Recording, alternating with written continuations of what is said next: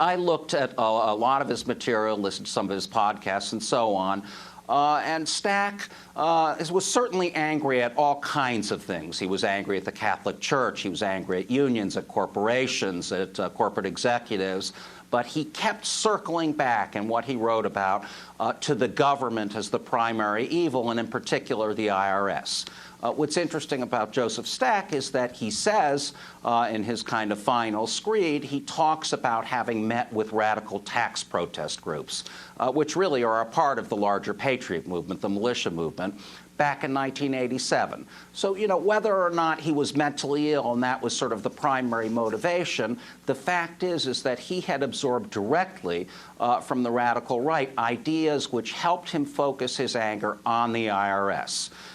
So, I see what he did very much as a part of the fury that we're seeing out there, and really the political fury, even if he may not have been as political as some of the other people we've seen in this movement. And the naming of by mainstream right-wing bloggers of the Southern Poverty Law Center and the media as, left-wing hate groups. Your response to that, Mark Potok?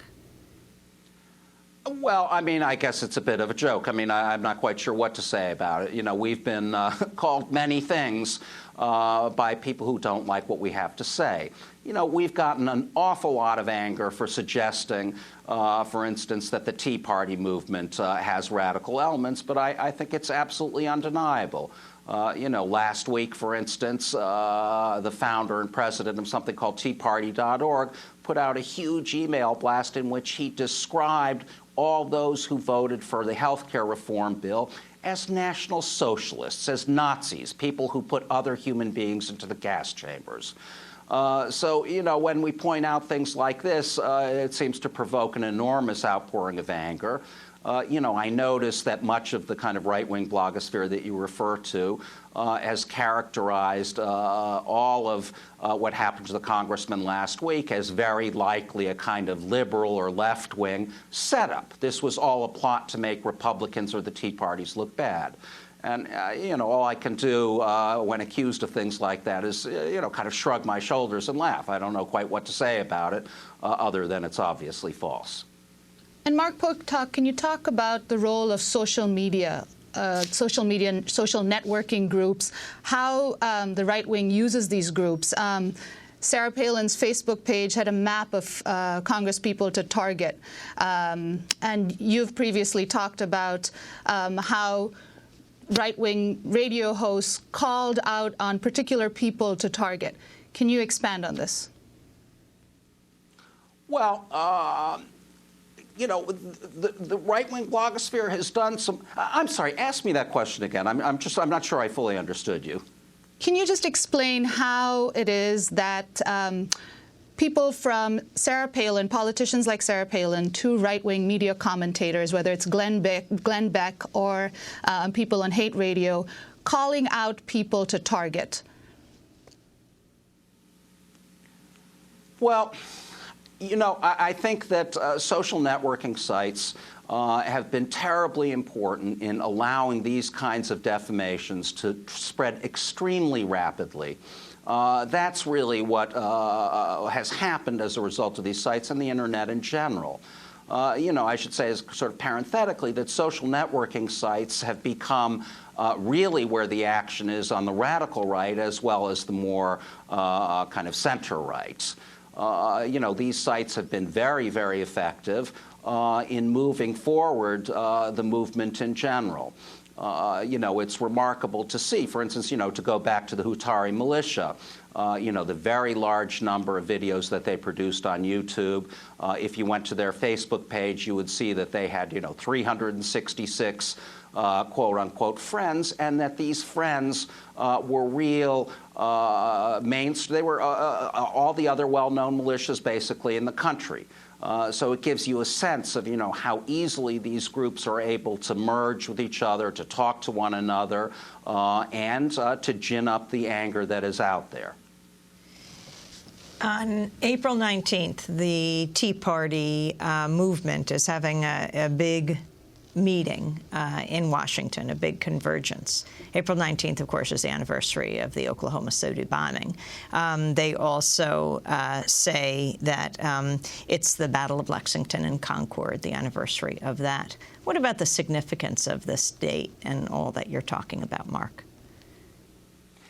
Well, there will be a huge march, and it really is ironic that they've chosen April 19th. I mean, this April 19th will be the 15th anniversary of the murder of 168 people in Oklahoma City. Naturally, these groups describe it instead as the day the first shots were fired in Lexington, the first shots of the Revolutionary War. I think that what is coming up on April 19th very much represents the kind of cross-pollination we're seeing among different sectors of the right. This is nominally at least a Second Amendment march, but the reality is that a great many patriot groups, so-called militia groups and so on, will be participating. In addition, across the river in Virginia at a local national park, there's going to be a sort of subsidiary gun rights rally in which everyone comes armed. They have chosen this particular place because this is as close to Washington as they can get and openly carry both short weapons and long weapons. So, I don't know that we're necessarily going to see anything bad happen on April 19th. I'm certainly not predicting that. But I think the symbolism of it occurring on the 15th anniversary of the Oklahoma City bombing tells you a lot. And finally, the issue of free speech and how that must be protected. I mean, yes, you have Sarah Palin on her website putting the Democratic congressional districts in the crosshairs and talking about reloading. But how do you fit free speech into all of this? Well, listen, virtually all of these statements that we've been discussing are absolutely protected under the First Amendment, and I think they should be. I think to try and suppress this kind of speech is both useless and very probably worse than useless, can create a real backlash. Very typically, these groups react to criticism by saying that people like myself and the Southern Poverty Law Center and other critics are trying to suppress free speech, which I think is really false. On the other hand, I do think that it is very important for citizens in general to kind of name and shame the people who make this kind of defamatory propaganda, the people who further utterly false conspiracy theories.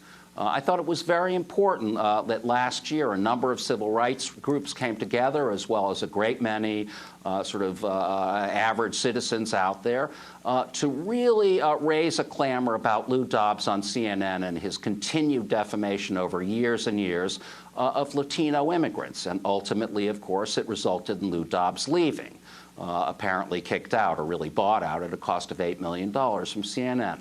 So, I think that there is a way to react to this kind of business. I certainly don't think that it's trying to legally suppress speech. And in any case, that certainly couldn't be done under the Constitution. Mark Potok, I want to thank you very much for being with us, Director of Intelligence Project at the Southern Poverty Law Center, speaking to us from Montgomery, Alabama. This is Democracy Now!, democracynow.org, The War and Peace Report. We come back.